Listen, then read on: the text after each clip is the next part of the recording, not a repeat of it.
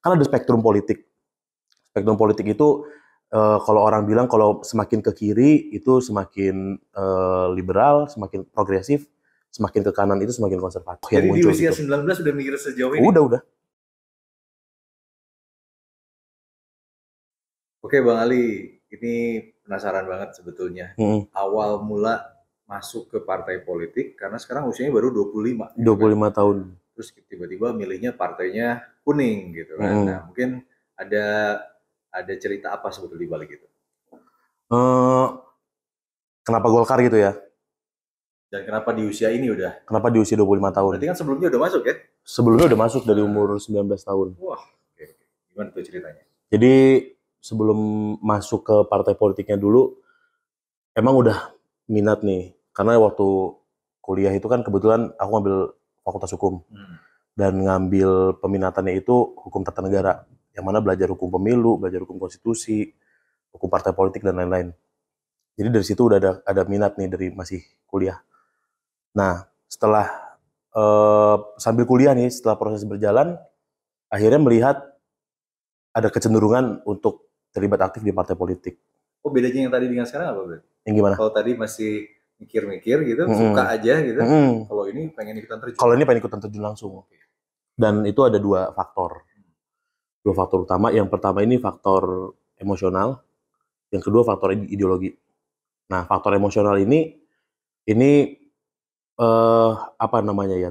Titik balik pertama nih untuk bisa masuk ke dalam politik praktis lah gitu. Apa itu? Kalau faktor emosional ini kan kebetulan kakek aku dari sebelah ayah itu kan dulu memang mantan ketua Golkar Kalimantan Barat.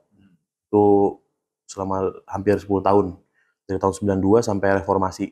Nah itu setelah jadi gubernur Kalimantan Barat gitu, baru jadi ketua Golkar Kalimantan Barat.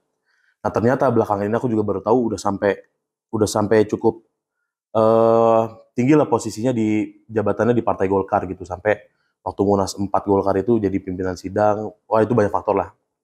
Yang kedua, kakak ipar ibu aku juga aktif di Partai Golkar dari zaman dulu tuh. Jadi dari aku kecil itu kalau acara keluarga terbiasa tuh ngelihat beliau tuh Om Ruli namanya. Itu pakai baju Golkar, datang teman-temannya orang-orang Golkar ngobrol segala macam. Jadi itu udah biasa. Nah, itu faktor emosionalnya tuh. Jadi jangan-jangan ini sebetulnya awal mula ini ya, banyak dinasti politik ya. Enggak, justru enggak. Kumpul-kumpul ada baju kuning juga ikutan. Enggak, justru enggak. Tapi emang sebelum mungkin orang bisa nilai, oh jangan-jangan ini ada dinasti politik. Tapi kan ada syarat keduanya tuh, ada faktor kedua. Faktor kedua tuh faktor ideologi. Jadi objektif banget gitu untuk bisa masuk ke dalam Partai Golkar. Yang pertama itu aku ngelihat dulu nih ya waktu sebelum emosional udah dapat. Yang kedua ideologi nih. Cocokin nih aku ideologi kayak apa sih? Kan ada spektrum politik. Spektrum politik itu kalau orang bilang kalau semakin ke kiri itu semakin liberal, semakin progresif, semakin ke kanan itu semakin konservatif kan. Dan dalam hal ini di Indonesia itu ada dua jenis konservatif. Itu ada konservatif secara agama, ada konservatif secara adat. Yang ke kiri itu kalau di Indonesia bisa dibilang ada nasionalis, ada sosialis, dan lain-lain. Nah, aku coba menempatkan diri pada posisi itu tuh, di perempatan itu. Kira-kira aku masuknya kemana sih? Ternyata aku punya kecenderungan ideologi itu ke tengah dan ke kiri. Tengah dan ke kiri. Gimana gitu. ngukurnya? Itu masalah analisis kita gitu terhadap pandangan kita terhadap suatu hal aja. Misalnya gini, untuk kita ngukur, contohnya gini, aman nggak sih? Kayak point of view orang kan macam-macam. Misalnya aku ditanya, aman nggak sih kalau misalnya ada ada buku nikah itu beda agama misalnya. Ya aku sebagai orang pribadi mungkin nilai itu sebenarnya nggak ada masalah gitu. Kalau orang konservatif tuh, orang yang memiliki kecenderungan ke kanan, itu pasti dibilang kayak enggak deh gitu. Karena adat sama agama nggak membenarkan hal itu. Tapi kalau salah satu menganalisis itu adalah dengan melihat kasus-kasus gitu ya. Iya, contohnya kayak gitu. Terus misalnya rasa nasionalis kita tuh diukur sebesar apa sih? Itu kan kita ngukur diri sendiri. Betul. Nah, jadi dalam aku melihat spektrum politik itu, aku memiliki kecenderungan itu sebenarnya ada kanannya sedikit tapi secara adat itu, bukan secara agama. Jadi kanan menuju ke kiri sampai ke agak kiri gitulah kalau spektrum politik itu. Kalau atas di bawahnya kan spektrum ekonomi politik, tapi kalau yang spektrum politiknya doang ideologi politik itu yang tengah garis horizontalnya itu. Dan kenapa itu masuk ke kuning? Karena? Nah, jadi setelah aku ngelihat posisi itu, aku melihat ada dua partai nih yang kira-kira bakal mengakomodir tipe orang yang memiliki ideologi seperti aku. Okay. Nah, itu ada dua partai. Yang pertama ada Golkar.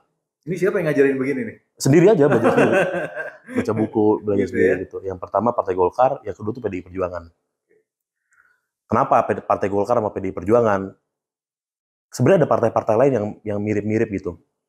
Tapi ini faktor penguat lagi nih. Jadi selain faktor spektrum politik, ada faktor penguatnya nih. Nanti sampai bawah ada penguatnya. Faktor penguat itu misalnya yang pertama, aku anak muda, waktu masuk politik itu umur 19 tahun.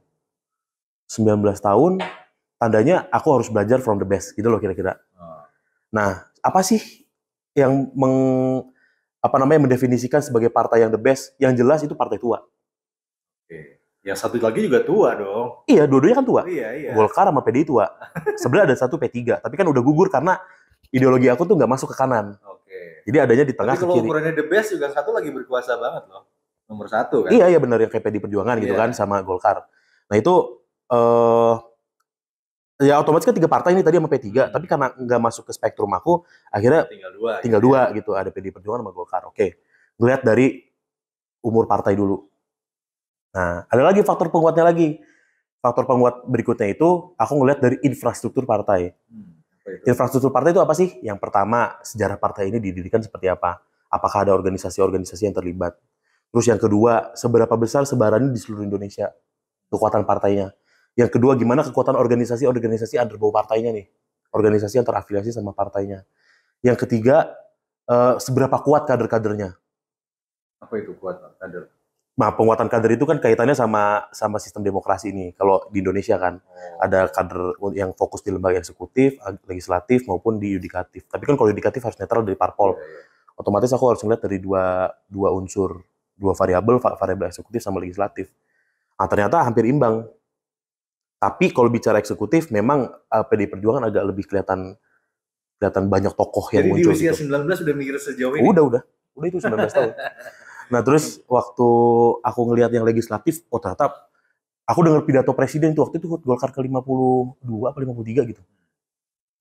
Itu pidato presiden bilang kalau misalnya mau tahu orang Golkar seperti apa, tanya ke DPRD tingkat 2, tanya ke DPRD tingkat 1, tanya ke DPR RI. Jadi orang-orang Golkar itu bukan cum laude aja tapi summa cum laude kata presiden gitu. Kalau untuk urusan politik.